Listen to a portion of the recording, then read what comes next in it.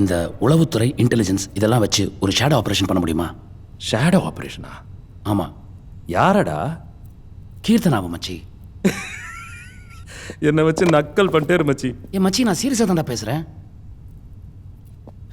மச்சி, உனக்கு இந்த பிளாக் பிங்க் பிடிஎஸ் தெரியுமா? கேப்பாப்டா.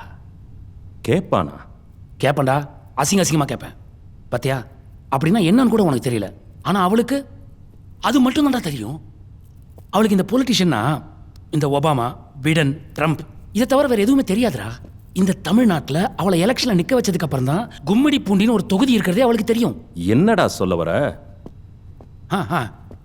இப்போ ஜாஸ்தி இருக்கணும் கொடுப்பியா, கம்மியாக இருக்கணும் கொடுப்பியா? கம்மியாக இருக்கிறவனுக்கு. கம்மியாக இருக்கணும் தானே கொடுக்கணும். நாட்டில் கம்மியாக இருக்கிற யாரு? பணக்காரன் மட்டும் தானே. அவனுக்கு தானே எல்லாம் போய் சேரணும். இவ ஏழை பாழன்றா. காமன் எஜுகேஷன் பாலிசி, ரிசர்வேஷன், ரிஃபர்மேஷன்லாம் இவ பேசுறாடா. சத்தியமா அவ மூளையில் அவ்வளோ சரக்கு இருக்க வாய்ப்பு இல்லை மச்சி. இதுக்கு பின்னாடி எவனோ இருக்கான். அந்த மூளை யாருன்னு எனக்கு தெரிஞ்சே ஆகணும். ஏய், நீ வளர்த்த பொன்றா, ஏன்டா இப்படி சந்தோஷப்படாம சந்தேகப்படுற? மச்சான், உன்னால இந்த ஷேடோ ஆபரேஷன் பண்ண முடியுமா முடியாதா?